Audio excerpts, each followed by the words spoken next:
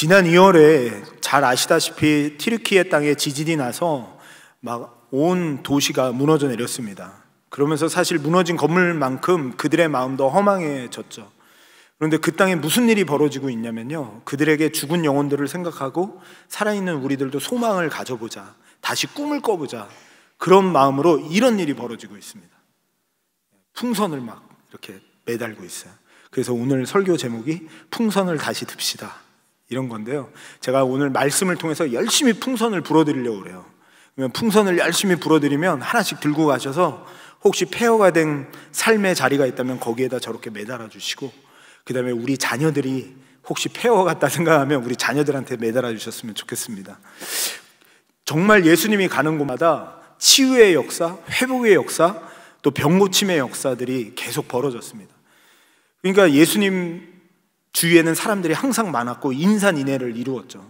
그러다가 가끔씩은 바리새인들과 서기관들과 논쟁을 벌이셔야 됐으니까 하루 스케줄이 굉장히 피곤하셨어요. 너무너무 피곤하셨어요. 근데 부모들이 그거를 생각하나요? 부모들의 마음은 우리 애가 검은 머리가 하얀 머리가 되도록 아무 일 없이 축복받았으면 좋겠다, 그게 부모의 마음이잖아요. 그래서 아이들을 데리고 예수님 피곤한 거는 둘째고 예수님께 축복받아야 되니까 가자, 그리고 데리고 옵니다. 그러니까 제자들이 그거를 알고 막죠. 애들은 가, 너네는 내일 와도 되잖아, 그러니까 가, 그러면서 막았어요. 그러면 저는 예수님 같으면 그래, 피곤하니까 내일 만나도 되지 뭐, 애들이니까 라고 생각할 것 같은데 거기서 굳이 애들이 나에게 오는 것을 금하지 말라, 그러면서 아이들을 받으시고 아이들을 축복하시면서 이렇게 얘기합니다. 누구든지 천국은 이 어린아이와 같은 자가 들어갈 것이다 라는 것을 얘기해 주시죠. 그래서 여기서 대부분의 많은 설교가들이 이렇게 설교합니다. 어린아이와 같이 주님을 의지합시다, 주님을 신뢰합시다. 맞습니다. 그렇게 설교합니다. 그런데 저는 그것보다 훨씬 더 폭넓은 전달해주고 싶은 의미가 예수님이 있으셨다고 생각이 들었어요. 왜냐하면 굳이 이 타이밍에, 굳이 피곤한 이 상황에 왜 이런 메시지를, 왜 아이들을 금하는 것을 하지 말라고 그러고 이렇게 하셨을까? 폭넓은 의미가 있다는 것을 생각하면서 조금 더 눈을 넓혀서 제가 말씀을 좀 보려고 합니다. 그 첫 번째는 아이들을 소중하게 생각하시는 예수님을 볼 때에 아이들은 소중하다는 것입니다. 성경에 보면 아담과 하와를 창조하시고 인간에게 복을 주신다는 사인으로 뭘 주시냐면 창세기 1장 28절에 보니까 이렇게 얘기해요. 그들에게 복을 주시며 하나님이 그들에게 이르시되, 복을 주시는데 주시는 복이 뭐냐? 생육하고 번성하라. 인간에게 복은 자손이다 라는 것을 보여주는 거죠. 그러면서 이들이 타락하고 난 다음에 다시 가정을 회복시키고 나라를 회복시키고 온 인류를 회복시킬 약속을 창세기 3장 15절에도 이렇게 얘기합니다. 여자의 원수가 되게 하고 쭉 얘기하면서 이렇게 얘기하죠. 두 번째 줄에 보시면 여자의 후손은 내 머리를 상하게 할 것이요. 궁극적으로는 예수 그리스도를 가리키지만 자손을 통하여 온 인류를 구원할 것이다, 자손을 통하여 네 가정을 살릴 것이다 라는 것을 약속해 주고 있는 거죠. 우리가 믿음의 조상이라고 부르는 아브라함은 어떤가요? 아브라함에게 주신 복이 뭔가요? 창세기 12장에 보니까 우리의 믿음의 조상을 이렇게 축복했어요. 내가 너로 큰 민족을 이루고 복을 주겠다. 결국은 자손에 대한 약속이죠. 성경은 자손들, 우리의 자식들이 얼마나 소중한지, 이 자식들을 통하여 하나님께서 이 땅을 밝히시고 우리 가정을 살리시고 어두운 땅을 밝히시겠다는 것을 계속하여 말씀하고 있는 거죠. 이사야 선지자도 그가 이스라엘 백성들이 포로로 잡혀갔을 때에도 한 아기가 태어나리니, 예수님을 가리키지만 결국 자손을 얘기하는 거죠. 그만큼 우리 아이들은 소중하다는 것을 우리들에게 가르쳐 준다고 생각합니다. 사랑하는 성도님들, 우리 아이들은 그냥 우리가 천방지축, 그냥 조금 이렇게 지할 일이나 잘했으면 좋겠다라고 생각할지 모르지만 성경적 관점으로 눈을 여셔야 돼요. 우리 아이들뿐만 아니라 우리 베델교회에 있는 자녀들을, 지나가는 애들을 볼 때 성경적 관점으로 눈을 여셔야 돼요. 이 아이는 하나님의 약속의 자손이다. 이 아이를 통하여 우리 가정을 살리고 이 나라를 살리고 우리 베델교회의 미래요, 이 시대의 미래요, 이 땅이 어두울 때 빛을 비추는 빛이요, 맛이 없는 이 세상을 만나게 하는 소금이 될 소중한 아이들이다. 이걸 가르쳐 주시는 거죠. 그래서 우리 아이들을 볼 때마다 축복해 주셔야 돼요. 이렇게 안아주시고, 야, 너는 세상의 빛이야, 소금이야, 이렇게 축복해 주셔야 돼요. 저도 어저께 이거를 실천해 보려고 저희 막둥이를 끌어안고서 거울을 보면서 실천을 했습니다. 너는 축복된 아이야, 세상의 소금이다, 빛이다 했더니 애가 얼굴을 확 긁더라고요. 그래가지고 좀 민망했는데, 그래도 우리 아이들은 세상의 소금이고 빛이고 소중한 존재다라는 것이죠. 두 번째로 제가 예수님께서 안수해 주시고 손을 얹는 것을 보면서 우리들에게 가르쳐 주시는 것은 뭐냐면, 예수님이 손을 얹는 그 표시가 뭐였냐면, 마태복음 8장에 보면 이렇게 표현하고 있습니다. 마태복음 8장 16절에 사람들이 이제 예수님께 와서 안수를 받으니까 귀신들이 쫓아나고 병든 자들이 고쳐지는 일이 벌어져요. 그 안수로 아이들을 안수하는데, 이 안수의 의미가 뭐냐? 17절에 보니까 이렇게 말씀합니다. 이는 선지자 이사야를 통하여 하신 말씀이 우리의 연약한 것을 담당하고 병을 짊어지셨다함을 이루려 하심이라. 뭐냐면 죄로 인하여 우리에게 들어왔던 연약함, 우리의 질병들을 십자가에서 우리를 위하여 죽으심으로 감당하시는 그 예수님이 사랑과 안수하심이 우리 아이들에게도 필요하다라는 것을 가르쳐 주는 거죠. 우리 아이들이 너무나도 이쁘지만 이 아이들은 죄인이요, 예수님의 십자가의 은혜가 없으면 구원받을 수 없는 자라는 것을 인정하고, 우리 아이들의 영혼 구원을 위하여 부모들은 울어야 한다, 끊임없이 울어야 한다라는 것을 얘기하는 겁니다. 우리가 생각할 때 고난주간을 지나고 부활절을 지나고 십자가를 생각하면서 이런 것 때문에 많이 우세요. 예수님이 얼마나 아프실까, 얼마나 예수님이 힘드셨을까, 이런 것 때문에 울어요. 근데 그런 걸로 울면 안 돼요. 그거는 울 일이 아니에요. 예수님이 만약에 십자가 지지 않으셨다면 우린 구원받지 못했단 말이죠. 그래서 그걸로 울면 안 되고, 나와 내 자손은 예수님이 십자가에 죽지 않으셨다면 구원받을 수 없는 죄인이구나 라는 것 때문에 우셔야 됩니다. 그래서 예수님께서 이렇게 얘기하셨어요. 예수님께서 예수님의 십자가 지시고 가시는 것을 보면서 막 우는 그 여인들을 향해서 누가복음 23장 28절에 이렇게 얘기합니다. 너희들이 나를 사랑해서 따라오고 나를 위해서 우는데 나를 위해 울지 마라. 동정심으로 십자가를 보지 말라는 거예요. 너희와 너희 자녀를 위하여 울라 라고 말씀하는 거죠. 정말 우리는 우리 자식들이, 자녀들이 나이가 몇이 됐든지 울어야 돼요. 그들의 영혼을 위해서 울어야 됩니다. 제가 섬기던 교회에서 주일학교를 제가 섬기고 있었을 때였어요. 근데 VBS 여름 성경학교 때 강사를 모집하려고 하는데 어떤 목사님이 굉장히 유명한 설교가 하셨어요. 아이들이 그분만 만나면 변화되고 십자가를 만나요. 그래서 그분을 초청하고 그분과 교제를 하는데, 그분은 소아마비였고 절름발이셨어요. 그래서 절뚝절뚝하면서 오시는데 그분이 이런 얘기를 하시는 거예요. 자기는 삶이 너무 저주스럽고 애들한테 맨날 놀림만 받고, 그래서 나는 죽고 싶었다고. 그런데 어머니의 기도 때문에 내가 여기까지 왔다라는 것을 얘기하면서, 어머니가 새벽만 되면 자기를 들쳤고 새벽 기도를 가셨대요. 그래서 새벽부터 중천까지 아이 다리를 붙들고 기도하시는데, 하나님 제 다리를 이 아이 다리와 바꿔주세요 하면서 눈물을 뚝뚝 흘리면서 기도를 하신 거예요. 근데 그 눈물의 기도가 그 아이의 다리에 닿고 그 다리에 닿은 눈물이 가슴까지 오게 된 것이죠. 그러면서 그 엄마가 이렇게 얘기했대요. 늘 넘어지니까 그 엄마가 그 목사님에게 이렇게 얘기했습니다. 아들아, 넘어질 때마다 예수님을 생각해라. 넘어질 때마다 주님의 십자가를 생각해라. 넘어져 손을 다칠 때 주님 손에 못 박히심을 생각해라. 넘어져 다리를 다칠 때 주님 다리에 못 박히심을 생각해라. 내가 쓰러진 자리에서 주님이 먼저 쓰러지셨다. 내가 넘어진 자리에 주님이 먼저 넘어지셨다. 내가 너를 위해 오늘날까지 하나님의 종이 되도록 기도하고 하나님 앞에 매달렸던 것을 하나님께서는 기억하시고 반드시 이루실 것을 나는 믿는다. 저는 이게 부모가 줄 수 있는 가장 큰 복이라고 생각해요. 네 하고 싶은 대로 다 해. 엄마가 다 대줄게. 이것보다 너 살다 보면 넘어질 때도 있을 거야. 근데 그때 주님의 십자가를 생각해라. 네가 넘어진 자리에 주님이 먼저 넘어졌다.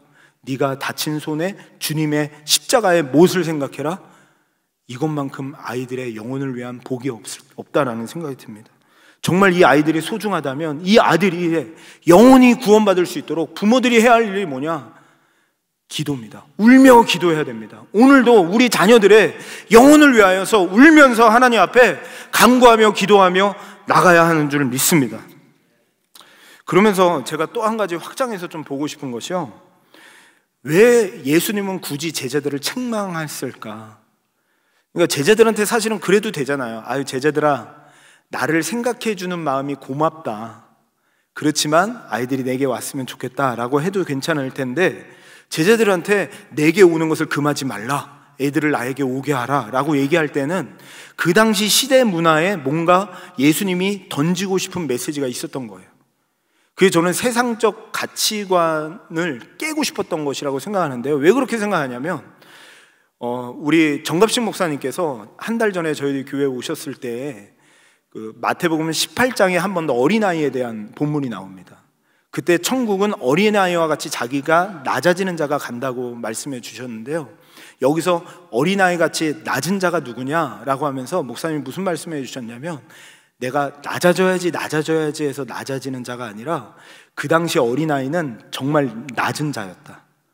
그래서 사람들이 무시하고 사람들이 멸시해도 아무런 대꾸를 할 수 없는 애들이 아이들이었다 라고 얘기했어요. 그러니까 지금 이 어린아이들을 막는 이유가 뭐냐면, 무시해도 되는 애들이에요. 사회적으로 무시당해도 아무런 대꾸를 할 수 없는 애들이에요.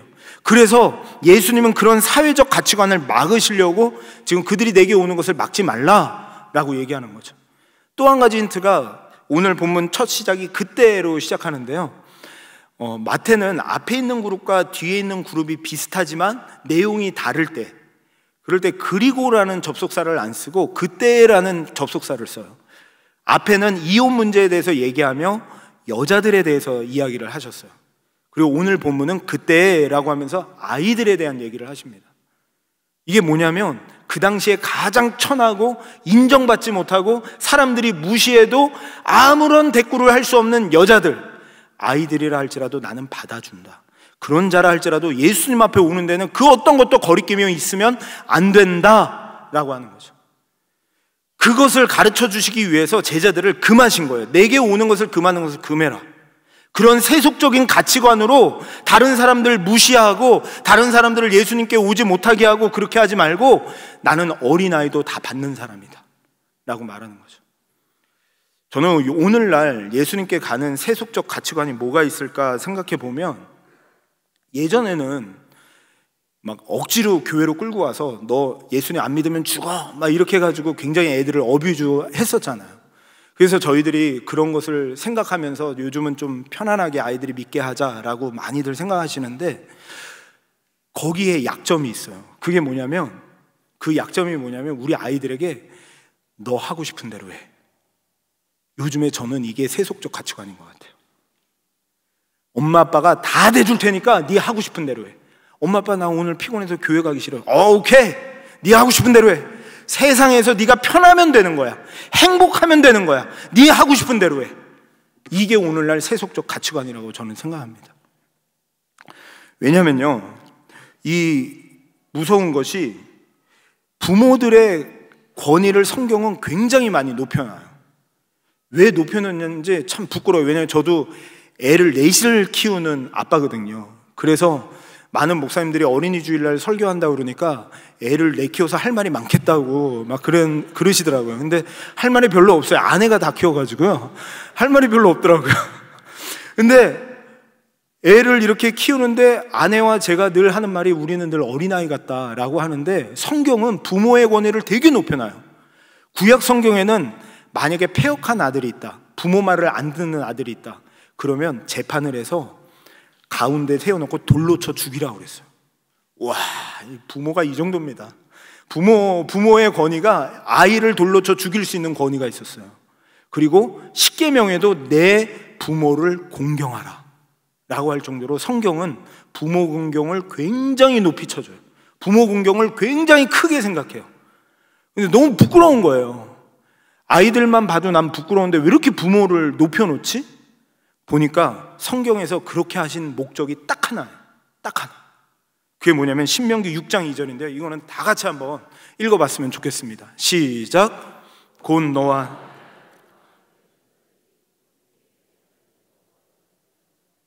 내가 너에게 명한 그 모든 규례와 명령을 지키게 하기 위한 것이며 또 내 나를 장구하게 하기 위한 것이라. 말씀이 전수되게 하기 위하여 부모의 권위를 높여놓은 거예요. 할머니 할아버지의 권위를 높여놓은 거예요. 정말로 가정에서 애들이 잘 때 기도해 주셔야 돼요. 자녀들과 말씀을 한마디라도 나누셔야 됩니다. 안 되면 교회라도 자꾸 데리고 오셔야 됩니다. 자녀들이 어리라면 교회로 억지로라도 끌고 오셔야 됩니다. 만약에 애들이 컸다면 이제는 뭐 어떻게 하겠습니까? 기도할 수밖에 없어요. 그런데 하나님의 말씀을 가르치는 것을 목적으로 성경은 부모의 권위를 엄청 높여놓은 거예요.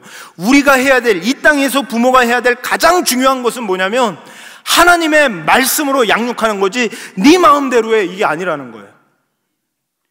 제가 너무나도 놀란 게 이 세상은 우리의 영혼을 앗아가려고 너무나도 노력합니다. 아이들의 영혼을요. 지난주에 보스턴에서 사탄 숭배 모임이 있었어요. 어떻게 목사님이 그걸 아냐 하는데 저도 이렇게 뉴스를 보면서 알게 됐는데요. 800명 모이는데 매진이 됐어요. 그래서 다 모였는데 거기서 하는 일이 성경책을 막 찢어요. 막 찢고 침을 뱉고 막 불로 태우고 막 이러는데, 그러면서 하는 얘기가 뭐냐면 천국과 지옥이 있고 예수를 믿어야 구원을 받는다? 이거는 우리를 어뷰즈하는 거고 무시하는 거다. 그래서 예수님, 교회, 하나님 다 나쁜 거다. 그러면서 이걸 찢어요. 사탄은 너무 좋다. 마음이 너그럽다. 니네 하고 싶은 대로 해. 너희들이 살고 싶은 대로 살아. 이게 사탄이에요. 얼마나 무서웠는지 몰라요. 지금 동성애와 수많은 것들로 이 땅을 지금 괴롭히잖아요. 그 아이들이 그냥 하고 싶은 대로 하라고요? 어뷰저하고 싶지 않다고요? 부모의 권위는 그런 게 아니에요. 아이들을 말씀을 듣는데, 예수님 앞에 세우는데 막으시면 안 돼요. 예수님 앞에 서는 대로 이끌어 주셔야 돼요. 이 세상 가치관으로 아이들을 그냥 그 정도로 생각하시면 안 돼요.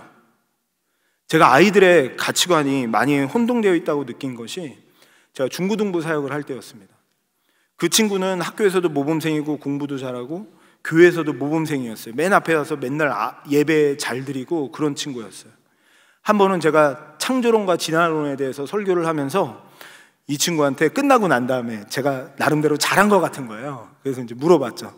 야, 창조론과 진화론 이제 확실히 알겠지? 그러면서 창조론이 맞는 것 같아? 진화론이 맞는 것 같아? 이렇게 확인해 보려고 물어봤어요. 물어봤더니 이 친구 저는 아무리 생각해도 진화론이 맞습니다. 그러는 거예요. 와, 너무너무 답답한 거예요. 근데 그 옆에 한 선생님이 계셨는데 그 선생님이 학교 교사셨고 또 생물학과도 굉장히 좋은 성적으로 졸업한 선생님이셨어요. 그래서 너무나도 기가 막히게 진화론은 너무나도 말도 안 되는 이론이다라는 것을 얘기를 했는데 이 친구가 안 믿어요. 이 친구가 이렇게 얘기해요. 학교 선생님 말은 믿는데 교회 선생님 말은 조금 의문이 든다는 거예요. 이걸 보면서 부모들의 가치가 아이들이 신앙보다, 영적인 것보다, 하나님의 말씀보다 우리 아이들이 편안하게 네가 하고 싶은 대로 이 땅에서 잘 되기를, 그게 잘 되는 게 아닌데 이 땅을 밝혀야 될 아이들인데, 이 아이들이 우리 교회의 소망이요, 하나님 나라의 소망이요, 이 땅을 밝힐 빛이요, 이 땅의 소금과 같은 자들인데 그 아이들을 영혼을 다 빼앗기고 그거에 대해서 괜찮아 그냥 예수님께 가는 길을 다 막아버린다라는 생각이 들었어요. 우리 아이들이 변화되면 얼마나 놀라운지 몰라요.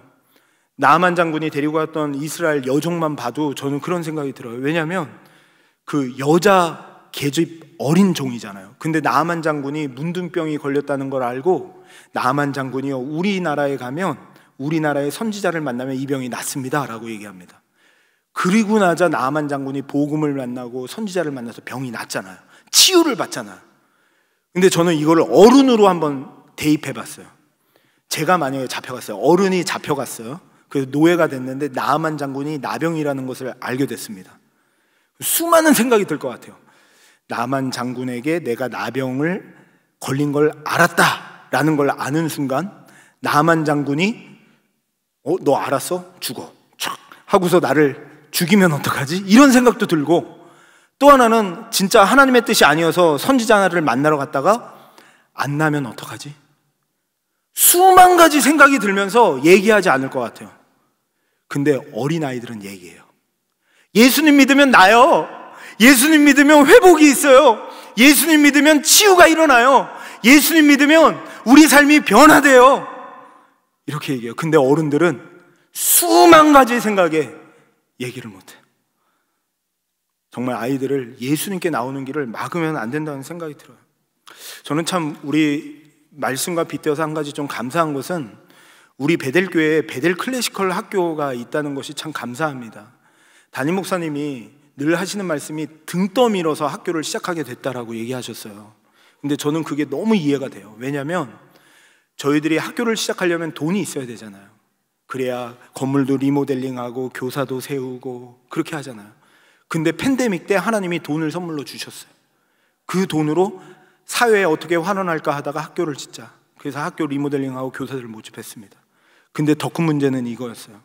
학생들을 35명을 모집한다고 하시는데 저는 내심 걱정이 이제 신생학교고 거기다가 팬데믹 중에 어떤 부모가 애들을 보낼까. 그리고 두 번째 가장 큰 문제는 얼바인 지역의 학교들의 그레이드가 다 10 금메달 근데 다 무료.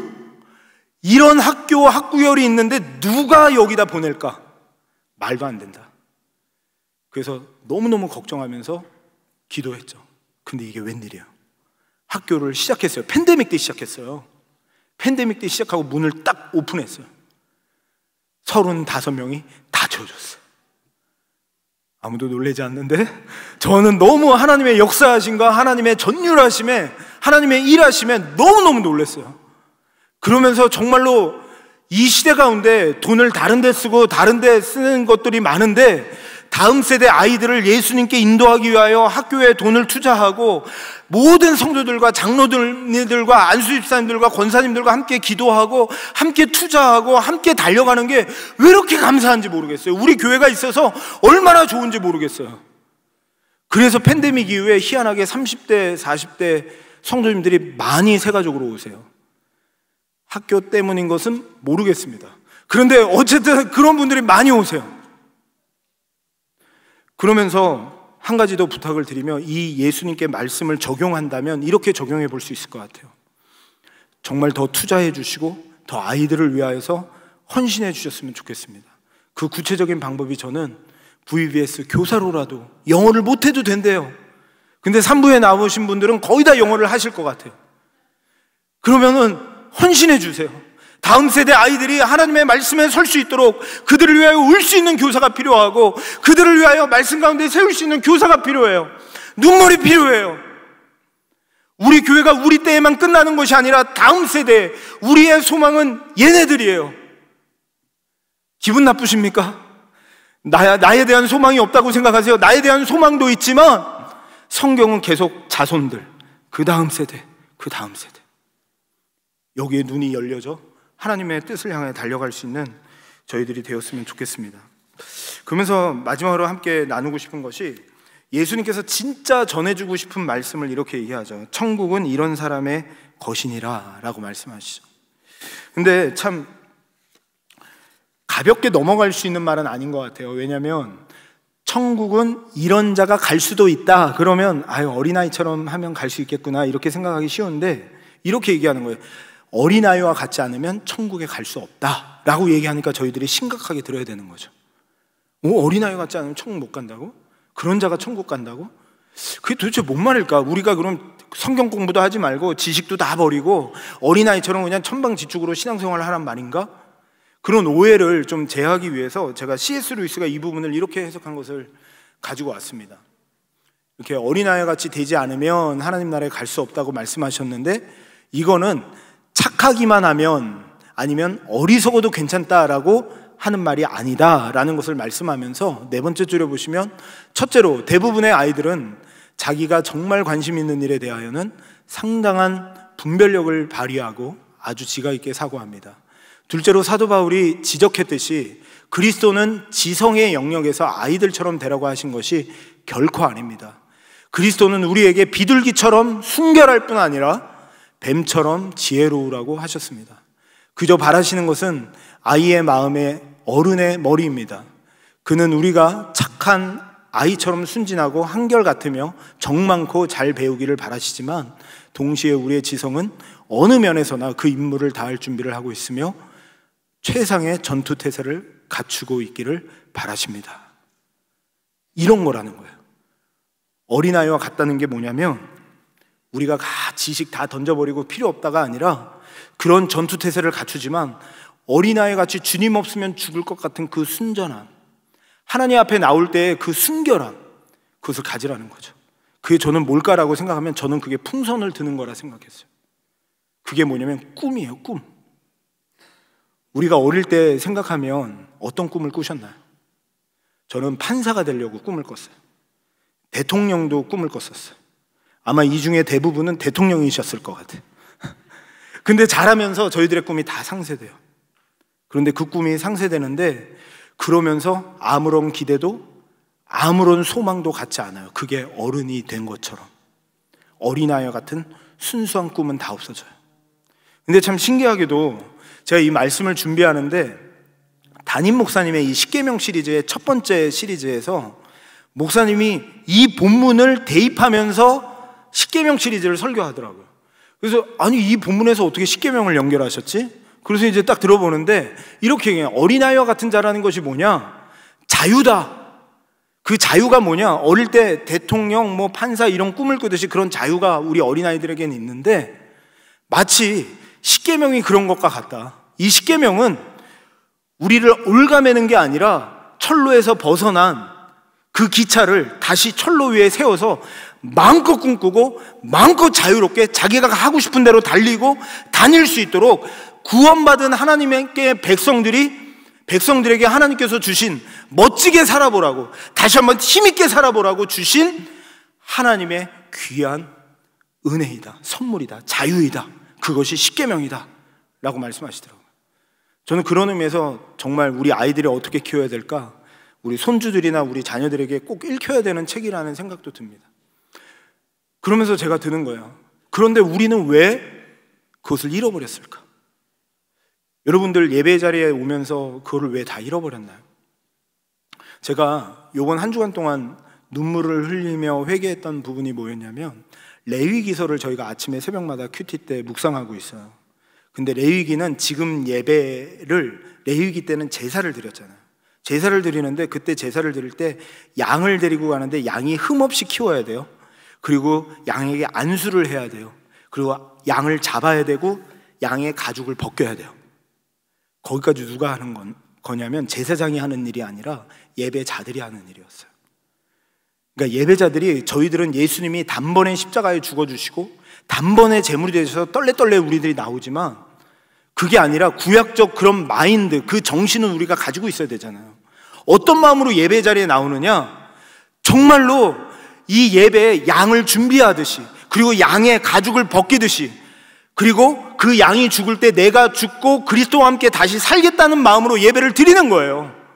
그냥 은혜 받고 저 목사님이 말씀을 잘 전하나 못 전하나 보자 하고 나오는 게 예배가 아니라, 나를 위하여 십자가 지신 그 주님의 은혜 때문에 감사해서 감격해서 양을 데리고 그 양의 가죽을 벗기고 찬양하고 감사하고 감격하는 게 예배란 말이에요. 근데 떨레떨레 와가지고 말씀의 은혜가 되나 안 되나 보자. 그러니까 예배의 능력이 없어지니까 아무 꿈이 없는 거예요. 다시 풍선을 들어야 되는데 기대가 없는 거예요. 예배만 잘 드려도 기적이 나타나요. 예배만 잘 드려도 눈먼 자가 눈을 떠요. 앉은 뱅이가 일어나요. 하나님의 능력을 체험해요. 우리의 삶의 문제가 예수 그리스도의 십자가의 복음의 예배 안에서 풀려져요. 그런데 그런 기대를 다 놓아버렸어요. 왜 놓았을까요? 상처가 많아서 그런 것 같아요. 저도 목회를 하면 할수록 제가 새벽마다 울었던 이유가 그렇게 예배드려야 된다는 거 알면서도 안 될 것 같은 거예요. 제가 왜 안 될 것 같다고 생각했냐면, 사람을 못 믿겠어요. 사람과의 관계 맺는 것도 어렵고, 이 교회가 지역 교회지만 개교회지만 또 노예하고 속해 있잖아요. 근데 노예와 개교회들이 못 믿어요. 죄송하지만 목사님들끼리인데 서로 못 믿어요. 다 손 놓고 갈 건데 우리는 예수 그리스도의 십자가의 은혜로 이 자리에 모였는데 뭐 관계와 이 수많은 것들과 이런 것의 상처와 아픔을 느끼니까 순전하게 말씀을 붙들고 사모하고 주님 앞에 나아가는 예배, 그냥 나와서 그냥 얼렁뚱땅하고 예배 떼었다 하고 가는 정도로 너무 취급되어져 버리니까 이 땅에 기독교가 힘이 없는 거예요. 이 복음의 능력이 상실해 버린 거예요. 그래서 어린아이와 같이 되라. 다시 십자가에 복음의 은혜가 아니면 나는 죽을 수밖에 없는 자입니다. 어린아이처럼 그거 붙들라는 거죠. 그거 붙들라는 거예요. 정말 우리가 주님의 십자가의 은혜가 아니면 이 자리에 있을 수 없는 자인데, 제가 그런 면에서 어떻게 하면 우리가 어린아이와 같이 살 수 있을까 고민하다가 두 가지를 발견했어요. 베드로전서에 보면 이렇게 아이들을 표현하더라고요. 갓난아기들은 순전하고 신령한 젖을 사모하라. 그러니까 아이들의 특징은 배고프면 울어요. 저도 이제 갓난아이가 있는데요, 이 아이가 그냥 막 울어요. 얼마나 누구를 닮았는지는 모르겠지만 숨이 넘어갈 정도로 울어요. 그래서 그 아이를 꼭 밥을 줘야 됩니다. 그런데 우리가 하나님을 어린아이 같이 되는 것이 뭐냐? 말씀을 사모하는 거예요. 저는 오늘 이거 젖 안 먹으면 죽어요. 그래서 아침마다 큐티하는 거예요. 그리고 큐티한 것을 점심 먹을 때 기도하면서 다시 한번 되뇌이고, 저녁 먹을 때 다시 한번 되뇌이고, 친구 만났을 때 큐티한 거 다시 한번 얘기해보고, 성경 말씀 전체를 언제 우리가 다 얘기하겠어요? 큐티만이라도 우리가 하면서 아침, 점심, 저녁만 해도 순전하게 아이처럼 젖을 사모하는 거예요. 그러면서 또 한 가지 보는 것은 어린아이와 같이 우리에게 부드러운 마음을 줄 것이다 라고 에스겔에서 약속해 주셨습니다. 이건 뭐냐면 하나님이 주시는 거기 때문에 우리가 해야 할 일은 기도라고 생각이 돼요. 결국 말씀과 기도인데요, 말씀과 기도로 주님 앞에 나와서 순전하게 어린아이처럼 이 말씀을 사모하고 기도하며, 십자가의 은혜가 아니면 나는 오늘도 안 됩니다 라는 마음으로 주님 앞에 나와서 예배하고, 그렇게 신앙생활하고, 그렇게 교회 생활하고, 섬길 곳을 찾아가고, 그렇게 하나님을 바라보고 믿음으로 설 때, 그런 자가 천국에 합당한 자니라 라고 할 때 신중하게 우리가 생각해 봐야 돼요. 나는 예수님의 십자가가 액세서리인가? 아니면 십자가가 없으면 안 되는 자인가? 어린아이처럼 정말 신앙생활을 해야 합니다. 제가 우리 둘째 세아가 있습니다. 이 둘째 세아는 자폐 스펙트럼이 있어요. 그래가지고 굉장히 저희 속을 많이 썩였습니다. 어릴 때는 지 멋대로 나가요. 나가는데 돌아오지 않게 나가요. 그래서 너무너무 그게 속상했어요. 뭐 큰 마트나 이런 데 가면은 애가 한번 나가면 엄마는 막 거기서 울고 불고 막 난리가 나요. 우리 아들 좀 찾아달라고, 아들 좀 찾아달라고. 그럼 막 너무 막 가슴이 철렁철렁 내려앉는 거죠. 그러다가 어느 정도 커서 저희 교회 왔을 때는 애가 뜨거운 거를 먹으면 그냥 놓으면 되는데 자기 입에 뜨겁게 했다고 이걸 던져요. 그래가지고 엘세 때 마치고 저희 팬데믹 전에 식사를 했었는데요, 식사할 때 얘가 이걸 던져서 성도님들 옷에 다 튀기는 거예요. 그러니 얼마나 죄송해요. 아내가 계속 죄송합니다, 죄송합니다 하면서 밑에 다 닦고. 얼마 전에는 아기를 이렇게 아내가 보고 있는데 애가 말릴 겨를도 없이 엄마 내가 쓰레기 버리고 올게 하면서 가지고 나간 거야. 너무 걱정돼서 셋째 아들을 이제 보냈더니 셋째 아들이 딱 보니까 아니나 다를까 힘이 없으니까 이걸 끌고 가다가 3층에 저희 아파트가 살았었거든요. 3층부터 1층까지 레드카펫을 쫙 깔아놨어요. 난리가 아니에요. 그래서 애를 안고 그걸 다 모으고 씻고 닦고 막 이렇게 한 거예요. 그런데 참 희한해요. 그때마다 제가 없어요. 그래서 애는 제가 안 키웠다니까요. 그래가지고 제가 할 말이 없어요. 그래서 그때마다 제가 없는데 참 우리 아들을 볼 때마다 아들을 어떻게 해야 되나, 얘를 어떻게 키워야 되나 늘 고민이 되는 거예요. 그런데 그렇게 고민을 하는 가운데 저희들이 지금 이제 큐티를 좀 시작을 했는데요, 제가 밤에 들어가는 시간이 레귤러하지 않아서 저희 큰애한테 8시 되면은 큐티 해라 라고 했더니 8시에 모아서 이제 큐티를 해요. 제법 그냥 쿵딱쿵딱 하더라고요. 근데 저희 둘째가 8시 근처만 가면 이 새아가 이렇게 저희한테 오더니 엄마 아빠 큐티 해야 돼, 엄마 아빠 큐티 해야 돼, 이걸 얘기를 하는 거야. 그래서 그래 너무 신기해가지고 그래 알았다, 큐티하자. 그래서 큐티해요. 그 예전에는 기도한다 그러면 맨날 맛있는 거 주셔서 감사합니다, 아멘, 이게 기도가 끝이었어요. 근데 요즘은 큐티하게 해주셔서 감사합니다, 아멘, 이걸 하더라고요. 그런 걸 보면서 제 마음에 자꾸만 하나님께서 주시는 마음이, 그래, 하나님의 손에 붙들리면 괜찮겠다, 이 마음이 드는 거예요. 이 아이가 이 세상적으로 얼마나 더 잘 나가고 얼마나 더 잘하고 이게 아니라 이 아이의 영혼을 하나님이 붙드시면 괜찮겠구나. 그리고 이 아이의 영혼을 하나님이 붙잡아 주시고 우리 가정에 실수로 주신 아들이 아니라, 우리 가정에 실수로 하나님께서 허락해 주신 아들이 아니라 귀한 꿈을 가지고 비전을 가지고 키워야 될 아이로 우리 가정에 맡겨주신 아들이구나 라는 것을 생각하게 됐어요. 우리 사랑하는 성도님들은 어떠신가요? 성도님들은 가정에는 어떤 자녀들이 있나요? 담배 피는 자녀들이 있나요? 마약을 하는 자녀들이 있나요? 아니면 동성애를 하는 자녀들이 있나요? 천방지축 날아간 자녀들이 있나요? 지금 시대는 정말 수만 가지 자녀들이 있어요. 그런데요, 예수님께서 오늘 가르쳐 주시는 것은 그 당시 무시받고 천대받는 어린아이라도, 여자라도 받아주세요. 그냥 돌이키기만 하면 받아주세요. 예수님께만 오기만 하면 받아주세요. 예수님께 그 아이를 맡기고 울면 받아주세요. 우리의 영혼도 어떻게 우리가 어린아이와 같이 될까? 다른 거 없어요. 그냥 돌이키기만 하면 돼요. 지금 이 시간에 하나님, 제가 어린아이와 같은 신앙으로 살기를 원합니다 하고 하나님을 향하여 주님의 십자가가 내 모든 것입니다 하고 마음만 탁 돌이키면 돼요. 그러면 주님이 받아주세요. 어떤 죄인이라 할지라도, 어떤 극악무도한 자라 할지라도 언제든지 받아주세요. 그냥 돌이키기만 하면 돼요. 그냥 가지 마세요. 주님만 만나면 돼요. 예수님이 얼마나 많이 받아주세요. 탕자를 한번 생각해 보세요. 탕자가 집을 나갑니다. 집을 나갔다가 아버지 집에 가는 게 낫겠다 하고 돌아옵니다. 근데 주위에서 아무도 몰라봐요. 그 집 꼴을 하고 탕자가 나타났으니까. 근데 그것을 멀리서 아버지가 보고 있다가 자기 아들인 줄 알고 막 뛰어가요. 근데 우리 성도님들도 아시다시피 이스라엘은 다리를 보이는 게 수치잖아요. 근데 통치마를 입고 있었던 시대에 다리를 걷어붙이고 자기 돈을 다 재산을 가져간 아들에게 뛰기 시작해요. 막 뛰어서 그 아들을 다가갑니다. 그리고 그 아들을 끌어안습니다. 그리고 머리부터 발까지 뽀뽀를 합니다.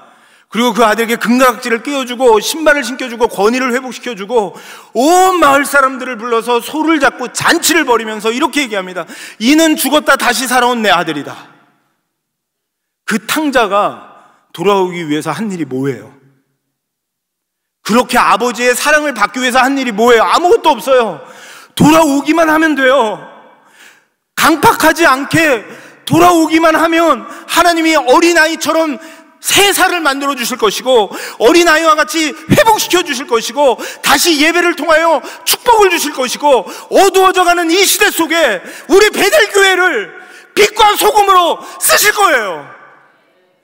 그런데 왜 어린아이처럼 살면 바보 같다고, 또 나만 당하는 것 같아서 또 저 목사님한테 속을 필요 없어, 그렇게 생각되세요? 맞아요. 이 시대는 사람 때문에 많이 실망해요. 그럼에도 불구하고 그거 핑계 댔다고 천국 안 갈 거예요? 그거 핑계 대면서 천국 난 가기 싫어요 그럴 겁니까? 예수님밖에 없잖아요. 예수님만 믿어야 되잖아요. 매일매일 아침마다 우리 자녀를 키울 때도 마찬가지고 나도 그래야 되지 않을까요? 그때 자녀들이 우리 여러분들에게, 우리 성도님들에게 물어볼 겁니다. 엄마, 왜 교회 가? 왜 주일날 예배 드려? 그때 어린아이와 같은 자들은 이렇게 대답할 거예요. 예수님만 생각하면 눈물이 나. 예수님만 생각하면 너무너무 감사해. 그래서 교회 가. 예수님 예배하러 교회 가. 이런 부모가 있다면 그 자녀들이 정말로 믿음 안에서 이 땅의 소망과 소금으로 자랄 수 있지 않을까요? 가장 먼저는 우리가 정말 어린아이와 같은 신앙, 그것을 회복하는 것입니다. 다시 순수하게 십자가 붙드는 그 신앙을 회복해야 돼요. 그래서 주님이 주신 우리의 남은 생애들을 다시 풍선 들고 살았으면 좋겠어요. 꿈을 꿨으면 좋겠어요. 그거는 옛날에나 있었던 일이야. 그거는 안 되는 일이야. 이러지 않았으면 좋겠어요. 우리 베델교회를 향한 꿈을 꿨으면 좋겠고, 내 삶을 향한 꿈을 꿨으면 좋겠고, 내 자녀들을 향한 꿈을 꿨으면 좋겠고. 다 불가능하다고요? 맞아요. 세상은 불가능해요. 세상은 천대받는 아이들이었어요. 그러나 예수님은 다 받아주세요. 그리고 다시 꿈을 꾸게 하세요. 다시 멋지게 살도록 십계명을 주세요. 다시 한번 하나님의 은혜를 부어주세요. 그냥 이 시간 돌이키기만 하면 돼요. 그 주님의 은혜, 십자가를 만나기만 하면 돼요. 그 십자가 앞에 서서 다시 한번 그 은혜로 우리 베델교회가 산부 예배에 나오신 우리 믿음의 성도들이 정말 이 얼바인 지역을 넘어 온 열방에 하나님의 영광의 빛을, 정말 마귀들이 들추고 난리치는 이 세상에 정말로 하나님의 빛을 비추어내는 정말로 가정들 그리고 개인들 되시기를 주님의 이름으로 축복합니다. 오늘 같이 부르고 싶은 찬양이 있습니다. 어린아이처럼이라는 찬양인데요, 이 시간에 그냥 옆에 사람 저희들 신경 쓰지 말고 어린아이처럼 한번 찬양해 봤으면 좋겠다. 그래서 이 찬양을 한번 골라봤어요. 어린아이처럼 나를 오라 하시네. 그냥 가기만 하면 나를 받아주시네. 목사님 제가 이 방법 저 방법 다 해봤는데요, 잘 안 돼요. 어떻게 해야 첫사랑이 회복돼요? 묻잖아요. 그냥 오면 되는데요. 그냥 오면 돼요. 첫사랑이 왜 회복 안 되는지 아세요? 오기 싫어서 그래요. 오기 싫어서. 어린아이 되고 싶지 않아서 그래요. 그래서 하나님 앞에 안 나오는 거예요. 주님이 내 전부라고 생각하고 싶지 않아서 그런 거예요. 정말 주님이 내 모든 것입니까? 그럼 어린아이처럼 그냥 눈만 주님의 십자가로 돌려보세요. 주님이 달려와서 껴안고 뽀뽀해 주시고 씻겨 주시고, 그냥 회복이에요. 그냥 회복. 이 시간 그 풍선, 그 꿈을 가지고 같이 나아갔으면 좋겠습니다.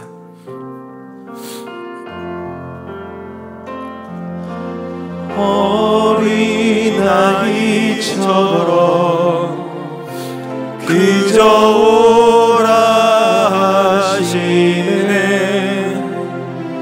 나를 잡아주시네.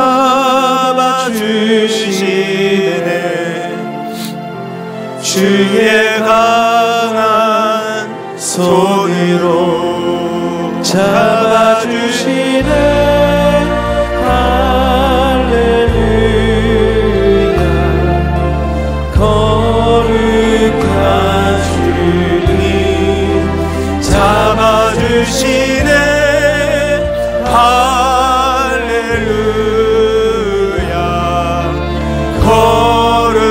거룩한 주님. 내가 죽어야만, 내가 죽어야만 많은 열매 맺으니 주와 함께 못 박혀 나 다시 살리라. 다시 살리라.